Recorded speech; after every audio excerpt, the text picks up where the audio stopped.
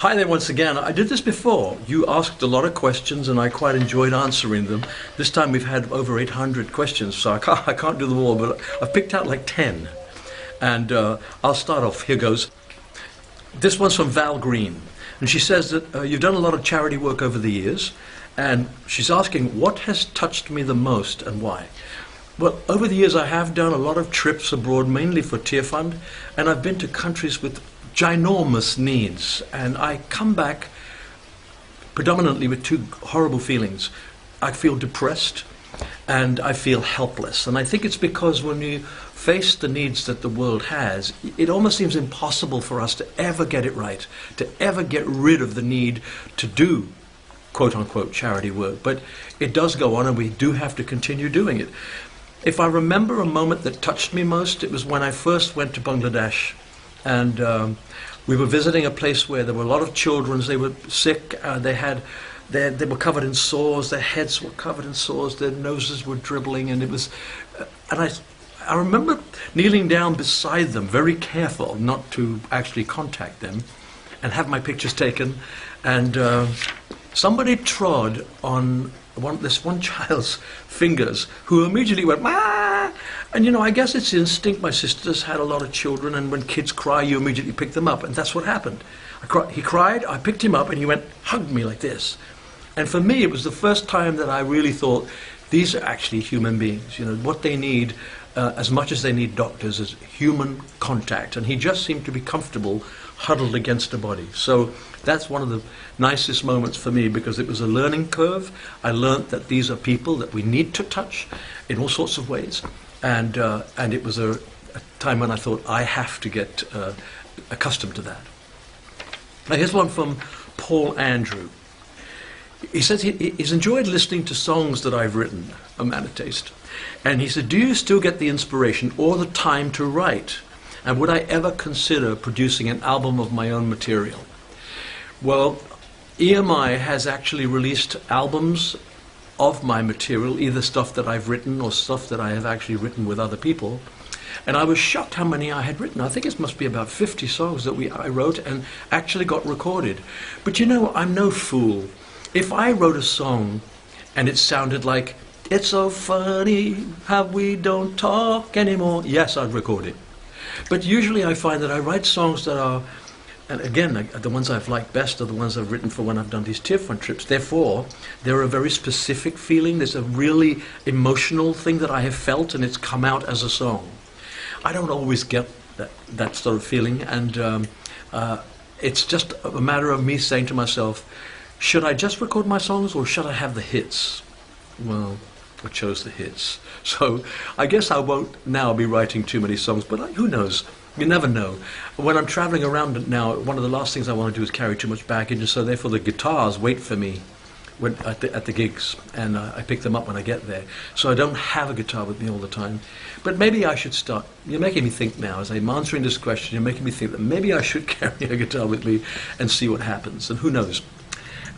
Paul, I might well take up your suggestion and do an album. Jody Brooks says, if you were granted 3 wishes, what would they be and why? Well, I have got 3 wishes. I don't know why, though. Well, I do know why. I would, first of all, number 1 wish, peace on earth. The second wish, peace on earth forever. And the third wish, I would wish that I could be there. And you know why? You know, our world is absolutely torn, and even now, as I'm speaking, they're talking about the problems with Syria, and that whole Middle Eastern area has got so many problems that bursting out of the countries, and we all seem to get sucked into it, and it's a horrific feeling that, in fact, we don't really have a world of peace.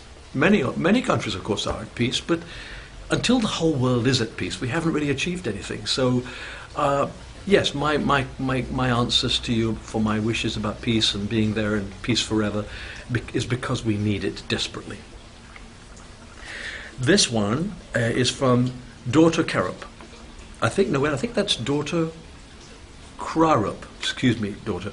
Anyway, she says, when I finished a gig, and I've done concerts so many times over the world, I do go back to a hotel room. She said, after a concert, Do you feel lonely, particularly, and she uses the words, when you have been worshipped, praised, and applauded by your fans? Do I feel lonely? I don't know that I've ever felt lonely because I've never traveled on my own. And so therefore, it's one of those things when I heard that Michael Jackson used to disappear back into his bedroom and lock the door and never go out. I wished I'd known him a bit, because I would have suggested he did what I did, which was don't go back to the bedroom straight away. Stay in the gig for a little while. I always stay in the gig with my band. We get together in a dressing room. We have a drink together. It's like a little party after the show. That gets me right down off the boil and gets me back on the straight and narrow. And then I usually go to a restaurant, or if I don't feel like I'm going to a restaurant, Roger Bruce and I maybe will catch a meal at the hotel. And so I've got a chance to just wind down and forget all that. Well, you never forget the applause. You never forget loving the feeling that people have enjoyed your concert. But it's never really bothered me. And as I say, I wished someone had said that to Michael. I think it's such a sad thing that he seemed to have gone into his end of his life with that story behind him, that he never felt he contacted with it. He was never in contact with anybody, unfortunately. So anyway, I go on. This is now from Sonia Ferrugia.